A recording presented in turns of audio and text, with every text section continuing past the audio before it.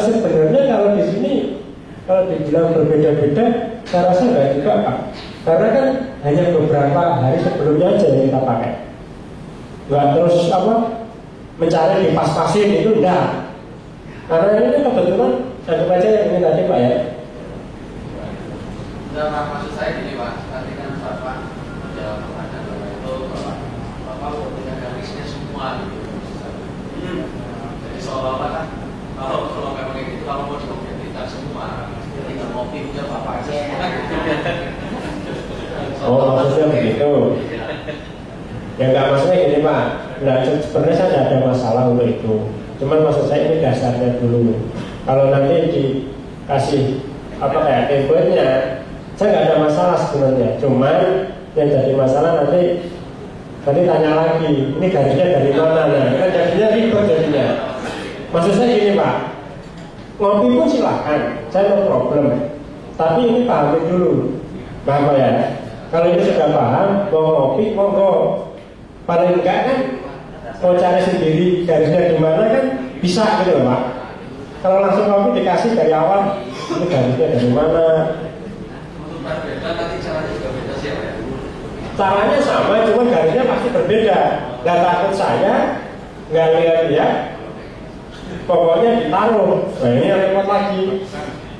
Nanti begitu ditaruh di bednya, misalkan di Jepang, nggak kelihatan.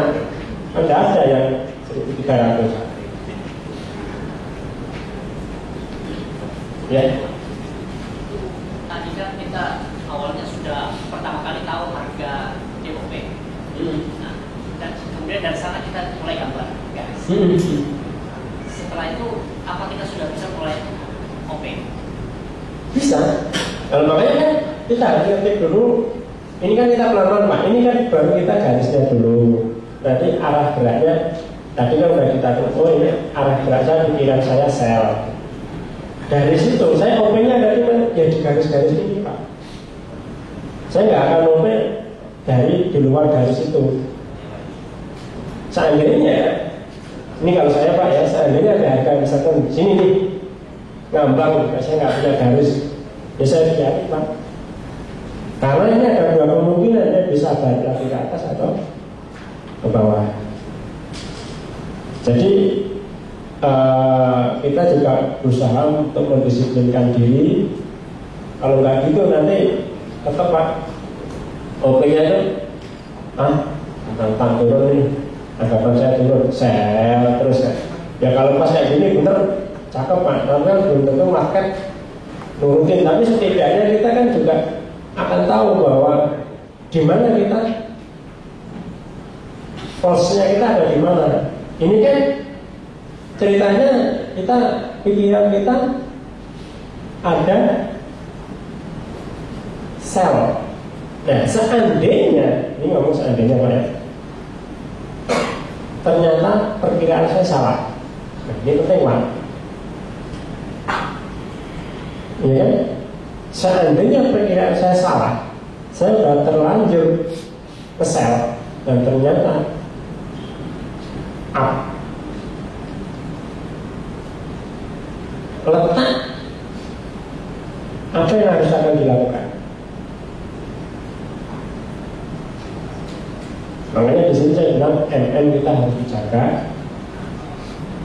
Letaknya saya biasanya kalau open size, biasanya saya open ya, tetap saya usahakan sedekat mungkin dengan garis-garis ini.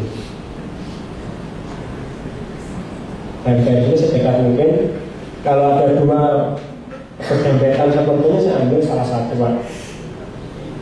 Kalau saya ambil salah satu, contoh kayak begini, ini saya anggap aja saya kalah lah. Di sini aku nggak bisa trade ya, karena pagi hari anggap aja saya nggak buka laptop sama sekali. Ya, dan di sini saya sudah terlanjur open sell di sini misalkan. Ternyata harga naik. Saya kasih SL-nya ada di separuh lebih sedikit. Separuhnya BP lebih sedikit. Biasanya lebihnya itu split. Karena saya kalau pas setengah BP biasanya kena duluan, karena kan ada spreadnya Pak, kena duluan. Saya kasih SL di sini.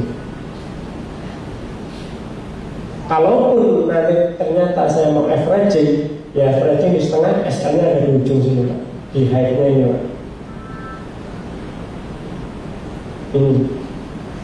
Ini SL saya.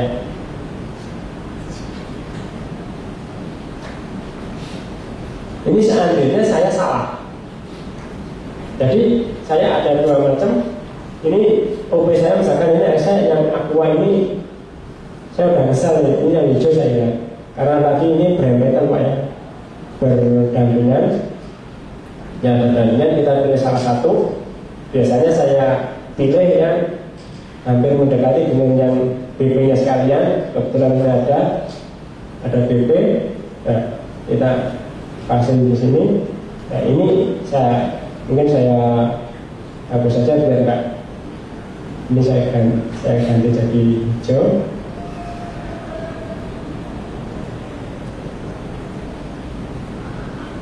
Nah, seandainya saya mempeser di garis hijau ini, tindakan apa yang saya lakukan? Seandainya ini saya salah Pak, kan saya harus punya toleransi Pak. Kalau nggak punya toleransi itu naik terus MC Pak saya. Tapi saya punya toleransi. Toleransi saya ada di mana? Satu ini OP saya.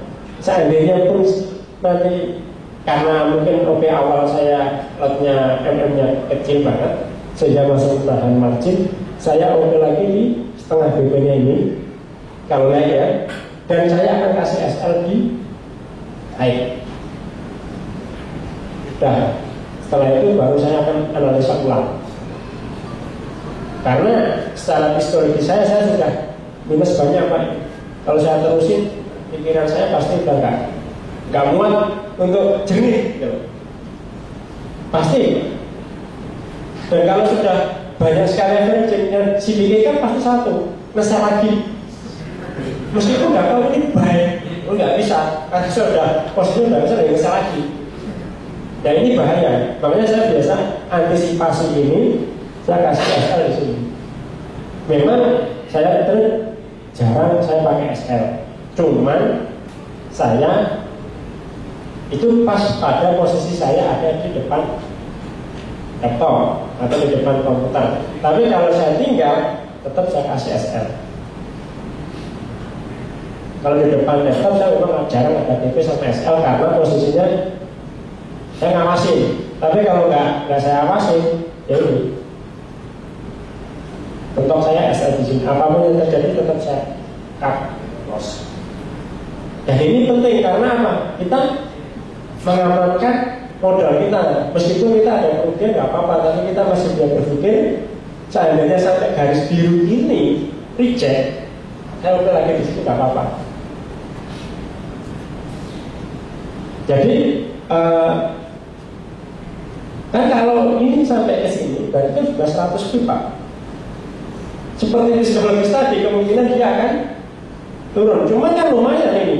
Dari sini ke sini paling kan ada 20 pip. Kalau nahan sih nggak masalah, tapi kan. Nah, kalau nggak nahan kan, takut saya malah ditambahin ini naik lagi, mati malah. Nah, ini untuk meminimalkan saya OP-nya seperti ini.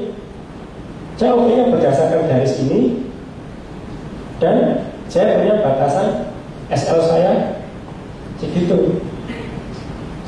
Sehingga saya ukur kerugian saya. MM saya biasa ukur, kerugian saya biasa ukur. Saya tidak akan, biasanya saya setelah SL satu kali, saya tidak akan langsung OP. Saya akan coba review ulang, kenapa ini saya salah. Kalau memang ini nanti di sini misalkan turun, baru saya OP lagi di sini. Nah, kalau di sini, nah ini kan lanjutannya Pak ya. Ini lanjutannya. Ini seandainya saya OP di sini, ini kan anggapannya saya tadi, saya OP di sini sell. Ternyata harga naik, saya OP lagi di sini sell. Harga ternyata masih naik lagi. Di sini saya loss. Mau nggak mau Pak, Nah, ternyata ada di sini. Nah, saya coba lagi sini sel. Terakhir saya sel lagi, ini kan hampir sama mendekati setengah BP. Nah, sel lagi di sini, cut-lossnya di mana lagi? Di atasnya lagi. Jadi seandainya ini kan market untuk Jumat, Pak. Kalau ini sampai beneran sampai sekian, larinya juga lumayan, Pak. Kalau ini sekian, anggap aja nggak berhenti kebalik 150 itu jarang-jarang. Memang Jumat sering terjadi, cuman ini kan dari DOP langsung, Pak, nggak ada istilahnya nggak turun duluan, kan naik terus kan, karena salah kan. Tapi kalau hitungnya dari sini, dari open kita yang pertama tadi di sini, 175, kemungkinan besar dia balik. Nah, baliknya biasanya kalau sekian paling balik lagi ke sini. Ini Pak, biasanya baliknya cuma sekian. Nah, ini yang kita harus antisipasi. Paling 30-40 pip. Jadi kita tetap punya acuan untuk open position, kita punya acuan untuk SL-nya.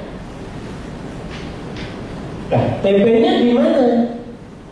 Nah, ini penyakit ini. Ini penyakit Pak. Terus terang beberapa waktu yang lalu sering, beberapa kali pelatihan sering. Pertama dia tanya OP-nya. Setelah pelatihan berapa hari kemudian balik tanya ke saya, Pak, saya sudah OP, TP-nya di mana? Udah. Karena kalau SL pasti, maksudnya pasti dia kasih udah gak mikir. Tapi kalau TP ini ada sedikit unsur serakah.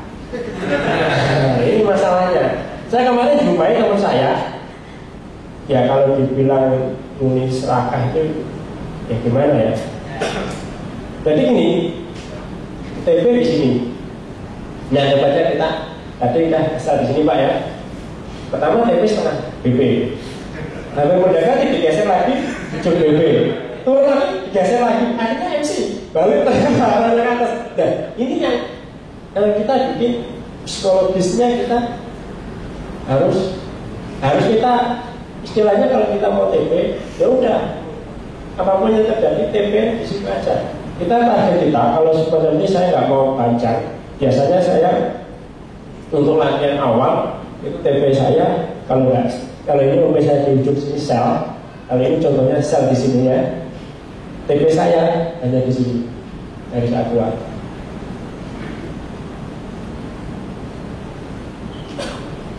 Nah, ini tadi saya sel ya, TP saya di sini. Terserah mau ada turun lagi nggak menurut saya. Karena kita belum ngerti benar nanti akan berhentinya di mana. Ini yang penting jangan serakah dulu. Nanti kalau sudah tahu sih, yang dinamakan serakah itu kan karena kita memaksakan diri karena kita nggak ngerti. Tetapi kalau ngerti, ya bukan serakah, meskipun dapatnya banyak. Nah, iya kan? Dan kita tahu bahwa ini nanti akan lari 10.000 pip. Saya cuma ngambil 1.000 pip, apa salah saya? Enggak kan? Yang serakah itu yang tahunya cuma lari 100 pip, dipaksain minta 1.000 pip. Itu baru serakah. Ya, sama Pak. Orang boros karena nggak punya uang.